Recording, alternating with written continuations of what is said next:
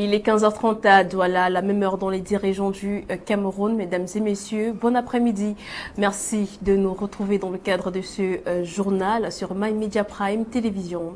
C'est une édition tout aussi particulière car en ce jour, le Cameroun se joint au reste du monde pour célébrer la Journée internationale des droits de la femme, édition 2024. C'est une 39e édition. Alors en ce jour, la question qui attire notre attention est l'origine et surtout le but de cette célébration. Écoutons. Investir en faveur des femmes, accélérer le rythme. C'est sur ce thème que la communauté internationale commémore ce 8 mars la 39e journée internationale des droits des femmes. Une date importante pour revisiter le chemin parcouru et saluer le travail accompli par les femmes dans la conquête de leurs droits. Une occasion de mesurer le chemin qu'il reste à parcourir pour gommer les inégalités toujours persistantes entre les hommes et les femmes. Dans un monde confronté à des crises multiples, les femmes continuent de payer un lourd tribut simplement parce qu'elles sont des femmes. Les violences et intimidations dont elles sont victimes progressent partout dans le monde. À titre d'illustration, en 2022, environ 89 000 femmes et filles ont été tuées par leur partenaire ou un membre de leur famille, un record depuis 20 ans aujourd'hui. Les femmes sont davantage victimes de discrimination à l'embauche, sous-représentées dans les domaines des sciences et dans les hautes sphères de décision. D'où l'appel lancé par la première dame Chantal Biya à l'occasion de cette célébration à toutes les femmes d'ici et d'ailleurs pour plus d'audace, de courage et de solidarité. Il est plus qu'important de revenir à l'essentiel de notre combat et à l'essence même de cette journée, de saisir toutes les opportunités susceptibles de faire progresser la situation des femmes au Cameroun sans exclusive. Officialisée en 1977 par l'Organisation des Nations Unies, elle est l'occasion d'organiser plusieurs événements afin de célébrer les avancées des droits des femmes. Bonne fête à toutes. Journée internationale des droits de la femme, 39e édition. L'apothéose, c'est ce 8 mars 2024 sur l'étendue du territoire national. Le gouverneur de la région du littoral, Samuel Dieudonné Evaha Diboa, a présidé ce vendredi à la place de la BCK dans la ville de Douala, le défilé marquant la 39e édition, un point culminant d'une semaine intense d'activité à travers le pays. Et je vous propose à présent de suivre le message délivré par le représentant de l'État dans cet extrait sélectionné par la rédaction au micro de Thierry Romanos ainsi que Jean Kibou. Protéger les droits de la femme, un devoir essentiel pour les hommes, je pense que c'est la logique des choses. Pour ceux qui exploitent les Saintes Écritures, n'est-ce pas? Il est toujours établi que l'homme est le chef de famille, mais ce n'est pas un chef dictateur, parce que l'homme doit avoir pour premier conseiller son épouse. Et vous verrez que les grands hommes, avant de prendre toute décision, vont toujours consulter leurs épouses. Quelque part, il s'agit d'une complémentarité entre l'homme et la femme. Ce n'est qu'une question protocolaire. Pour dire que quand on parle d'une famille, le chef c'est d'abord l'homme, la femme ensuite. Mais je vous dirais que pour défendre la famille, c'est la femme qui passe en tête. Donc, nous pouvons simplement dire que les droits de la femme sont nécessairement protégés par l'homme parce que lorsque ces droits sont bafoués, il n'y a plus de famille du tout.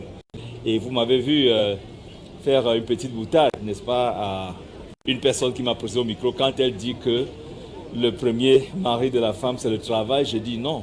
Vous savez, s'il faut interroger beaucoup de dames qui n'ont pas de mari aujourd'hui, elles vous diront que leur première préoccupation, c'est de penser à un homme avant même d'aller au travail. Donc, nous pouvons simplement comprendre que Dieu a créé, n'est-ce pas, l'homme et la femme pour qu'ils forment un couple et permettre ainsi le développement.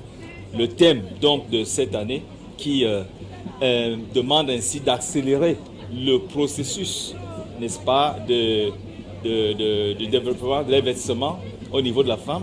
Ce thème nous montre combien le rôle de la femme est déterminant.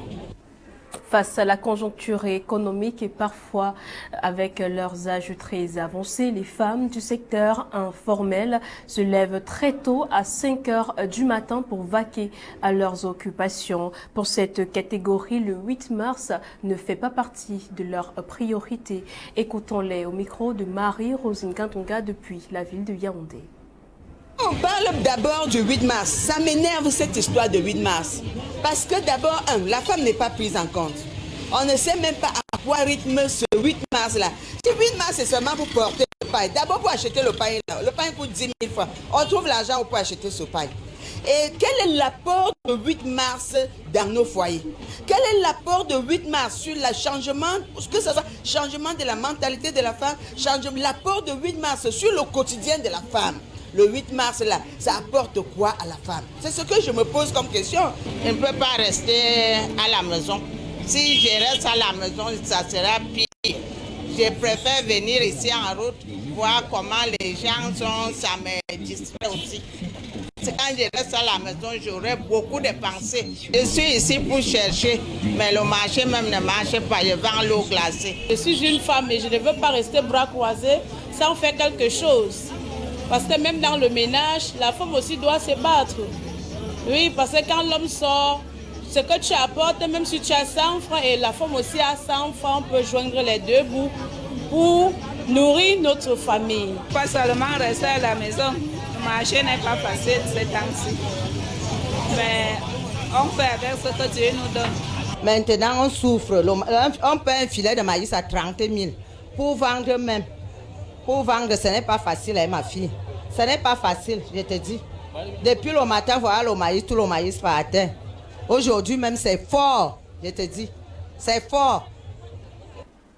Et toujours dans le cadre de la célébration de la Journée internationale des droits de la femme, l'Association des femmes engagées du Cameroun a outillé plusieurs femmes dans divers secteurs d'activité dans la ville de Douala, ceci pour leur plan d'épanouissement. Écoutons Quentin Itapé. Sous la houlette de Maître Ndjonganga Deli-Laure, en prélude de la célébration de la 39e édition de la Journée internationale de la femme, l'Association des femmes engagées pour le développement du Cameroun a organisé une causerie éducative dans une salle à Akwa pour autonomiser la gente féminine. Vous savez, le thème de cette année est bien intitulé « Investir en faveur des femmes, accélérer le rythme ». Et généralement, nous pensons que cette responsabilité incombe seulement au pouvoir public. Et nous savons qu'au Cameroun, nous avons un problème de malgouvernance et notre régime a échoué. Comme intervenante, Madame Annick Ngikwa, accompagnatrice psychologique et sociale. Dans son exercice, elle a abordé plusieurs sujets, notamment des violences faites aux femmes, un thème très évocateur. Donc il était question déjà de savoir exactement dans quel cadre se situe telle ou telle violence, quelles sont les causes, les manifestations, et puis attirer l'attention des femmes pour qu'elles comprennent qu'elles ont un impact, un rôle très important à jouer. Ce n'est pas pour rien que Dieu a fait de la femme comme le berceau de l'humanité. Dans la foulée, les participantes ont reçu des formations sur les métiers de la teinture des vêtements et la fabrication du vinaigre et l'eau de javel, une aubaine. À cette journée de la femme, les femmes doivent être autonomes financièrement, c'est-à-dire elles ne doivent plus attendre tout de l'homme. Ça, c'est ce que moi j'ai retenu de la formation. En ce qui concerne la formation de la fabrique des vinaigres, vraiment j'ai beaucoup retenu. Moi je croyais qu'il fallait aller de midi à 14h pour avoir cela, mais j'ai compris qu'en quelques minutes on peut fabriquer les vinaigres et ça me va tout droit au cœur. Cette séance des travaux était très studieuse. Elle avait pour but amener les femmes à comprendre leurs droits et devoirs qui propulsent leur indépendance financière. Malgré les obstacles, ce projet regroupe aujourd'hui près de 100 femmes. Et en prélude à ce jour, plusieurs activités ont été organisées depuis le début de cette semaine par les femmes policières de la ville de Limbé avec, entre autres, la sensibilisation contre les violences faites aux femmes. Quentin Etapé, Kouma Honoré.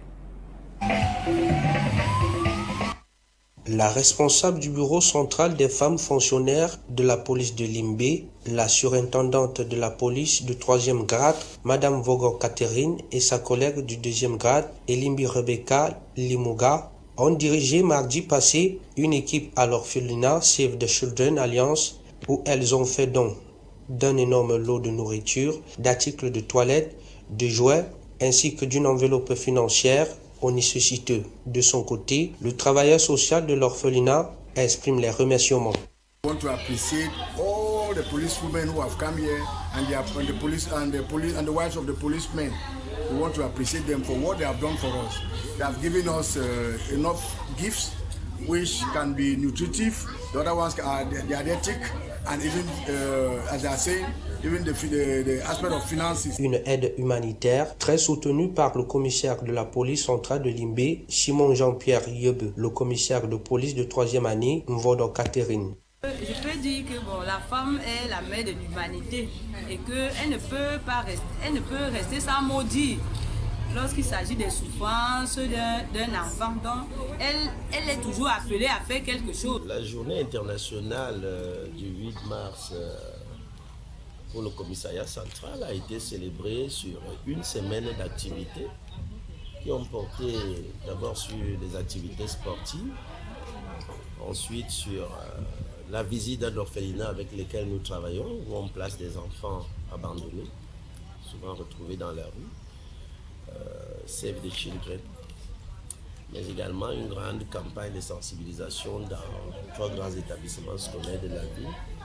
La visite de l'orphelinat n'est qu'une partie d'une série d'activités que les policières ont menées en prélude de la Journée internationale de la femme 2024. Par ailleurs, elles ont également visité 3 écoles mercredi dernier pour attirer l'attention des élèves sur les dangers liés à la consommation de la drogue, la criminalité dans le milieu scolaire et les actes constitutifs de violences basées sur le genre comme le viol, le harcèlement des autres élèves par d'autres camarades, entre autres. Les activités d'une semaine ont été couronné aujourd'hui ce jeudi 6 mars au commissariat central où ont été organisées des rencontres de sensibilisation de masse avec d'autres groupements de femmes sur la violence basée sur le genre et les punitions qui attendent ceux qui perpétuent ces délits contre la gente féminine.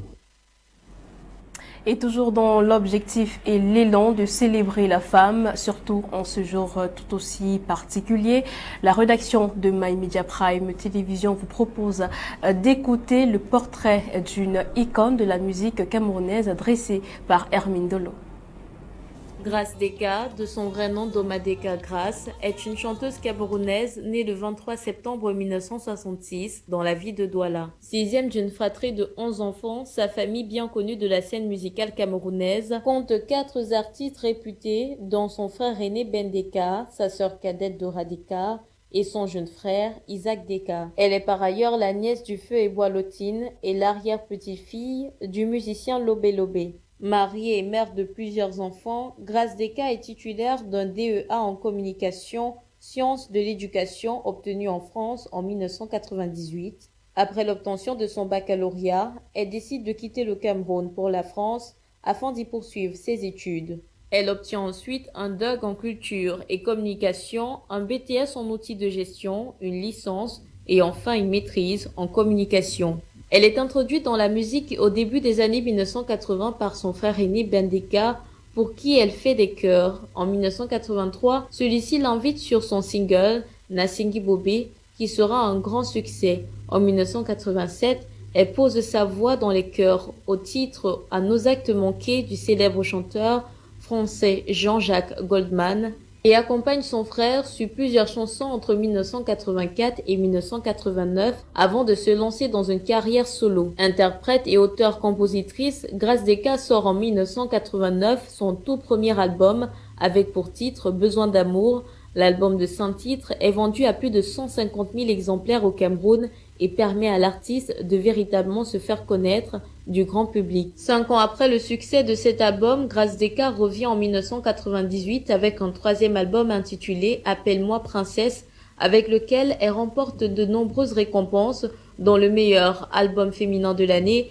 meilleure vente féminine de l'année, prix Bertrand Folland et bien d'autres dans différents pays. Elle crée plus tard son label GNS Productions, sous lequel elle évolue désormais. C'est sous cette figure emblématique de la scène musicale camerounaise que nous souhaitons bonne fête à toutes les femmes. Et c'est ce portrait de Grace Deka, icône de la musique camerounaise, qui referme cette chemise dédiée à la célébration de la Journée internationale des droits de la femme ce 8 mars 2024 sur l'étendue du territoire camerounais. Bonne fête à toutes. Nous parlons de toute autre chose à présent. Opération Un citoyen, un permis de conduire lancé dans la ville du Yaoundé. C'est une première édition qui a répondu à toutes les attentes. Cette opération a permis de former plusieurs jeunes à la pratique de la conduite professionnelle. Jean-Paul Kébin. C'est un moment privilégié et particulier dans le Foundi 2. La 4e édition du projet Un militant permis est effectif. Permettre aux jeunes d'être formés et recyclés dans la conduite pour une professionnalisation pérenne. C'est des apprenants jeunes, satisfaits et appréciant l'initiative. Ça fait un plus dans ma vie quotidienne. C'est un seul, un entrepreneur qui peut nous aider dans la vie quotidienne, pour m'aider au transport, pour m'aider dans les activités personnelles. Être bien formé déjà, c'est être capable d'éviter toutes les tracasseries qu'on peut subir pendant étant sur la route, étant un automobiliste. Donc ce qu'on retient, c'est d'abord ça. En plus, on retient aussi qu'avec l'antique RDPC, il y a beaucoup d'opportunités. Déjà cette opportunité de donner la possibilité aux jeunes de pouvoir avoir un permis de conduire. Contribuer à une émulation propice pour la jeunesse, il est question de bénéficier d'une bonne formation, action importante qui compte pour les victoires en 2025. C'est un grand conseiller objectif et positif. Nous sommes en train d'accompagner ceux qui peuvent faire de la conduite leur profession. Pourquoi pas de devenir des meilleurs chauffeurs des ambassades. Nous la présence par besoin à Yaoundé. Nous avons déjà dans notre canal près de 150 à 200 jeunes. Certains sont des chauffeurs professionnels. Donc c'est un peu ça l'intérêt. Pour accompagner les militants. Ça c'est aussi de notre travail. C'est un parti de la flamme en pleine dynamique, dans ses rangs, mettant en première ligne la jeunesse pour un développement durable assuré. Et en nécrologie, le monde de la boxe est en deuil. Le premier médaillé olympique camerounais Martin Dongo Ebanga n'est plus. Il s'en est allé ce 7 mars 2024 de suite de longues maladies. Inès Mengue. Premier combat est gagné par KO au premier round. C'est dès son plus jeune âge que Martin Dongo Ebanga s'est illustré dans le monde de la boxe. Sa carrière amateur est couronnée de succès, notamment avec une médaille de bronze aux Jeux Olympiques de Los Angeles 1984 dans la catégorie poids léger. Il remporte ensuite plusieurs titres continentaux et nationaux, dirigeant ainsi son nom au rang de légende de la boxe camerounaise. Devenu professionnel en 1988, Martin Dongo a connu une carrière honorable. L'on note dans son palmarès une participation pour le titre mondial WBC des super légers en 1992. Même s'il est vrai qu'il n'a jamais remporté de ceinture de champion du monde, son courage et sa détermination sur le ring marquera les consciences. Après sa retraite sportive, il revêt une casquette d'entraîneur, transmettant ainsi sa passion et son savoir-faire aux jeunes générations de boxeurs camerounais. Il occupera également des postes au sein de la Fédération camerounaise de boxe, contribuant ainsi au développement de ce sport sur le territoire national. Né le 23 mars 1966 à Yaoundé, son souvenir restera gravé dans le cœur de tous ceux qui l'ont connu. Il sera minuit à Yaoundé lorsque Francis Ngannou descendra dans l'arène en Arabie Saoudite pour affronter Joshua, autre boxeur de qualité au regard de ses multiples combats et surtout ses victoires. C'est un combat très attendu dans la ville de Yaoundé. En attendant ce grand rendez-vous, je vous propose d'écouter l'extrait et la réaction du président du fan club de Francis Ngannou au micro de Jean-Paul Kiban et Serge Piwele. Oui, nous avons essayé de travailler depuis un bon bout de temps. Nous sommes prêts dans nos activités culturelles, tant que sportifs. Hier, nous avons fait une réunion de dernier réglage et nous avons prévu faire une marche sportive, faire la caravane dans la ville de Yaoundé demain pour lancer le signal d'alerte aux Camerounais qu'un tel événement est en train de se produire. Et parlant vraiment de notre champion, moi je pense que c'est un acquis déjà, puisque l'adversaire est tellement coriace. Et à chaque fois qu'il a affaire à quelqu'un qui est un redoutable combattant comme Anthony Joshua, ça lui fait redoubler d'efforts. Tant qu'il sait que les 30 millions de Camerounais sont derrière lui pour le soutenir, réellement dit, il va réagir, il va rougir comme un lion, comme un vrai lion indomptable. Donc je pense déjà que la victoire est déjà là pour nous. Vu la mobilisation des Camerounais, vu l'engagement que le France Club a pris envers Francis Ngannou, de par ma voix et la voix des jeunes Camerounais, nous invitons tous les Camerounais de différents ennemis. Ce n'est pas parce que Francis Ngannou est boulou que c'est seulement les sudistes qui sont dans le fan club. J'ai dit la dernière fois dans mon interview, et tous les Camerounais sont derrière lui. Et nous sommes là pour la victoire. Et nous comptons sur lui. Nos prières vont aller jusqu'à Riyad. Et nous pensons déjà que la victoire, c'est déjà un acquis pour nous. Nous devons nous retrouver au QG en Kolfolou, dans notre siège. Nous avons mis un dispositif sur pied qui est d'abord la sécurité, parce que la dernière fois, les gens étaient tellement nombreux, on était incapable de les contrôler. Nous avons déjà mis un dispositif sécuritaire là-bas. Et en plus de ça, nous avons prévu l'écran géant qui sera là pour diffuser le combat. Les Camerounais seront scotchés devant notre écran géant. Et on a fait un peu quelque chose, les casse-croûtes, un peu à manger aux gens pour la fierté des Camerounais. Et nous appelons massivement tous les habitants de Yaoundé et ses environs de venir nous suivre au QG en Kolfolou, pour qu'ensemble nous célébrons, nous portons notre champion vers le haut. Pour qu'ensemble, une fois de plus, le drapeau du Cameroun secoue encore le monde entier. À Riyad encore une fois de plus. Voilà qui referme cette édition de l'information. Mesdames et messieurs, merci de nous avoir suivis. Restez en compagnie de nos programmes qui se poursuivent sur My Media Prime Télévision avec l'édition de l'information en langue anglaise à 18h30 exactement. D'ici là, portez-vous bien, excellent week-end, excellente célébration. Bye bye.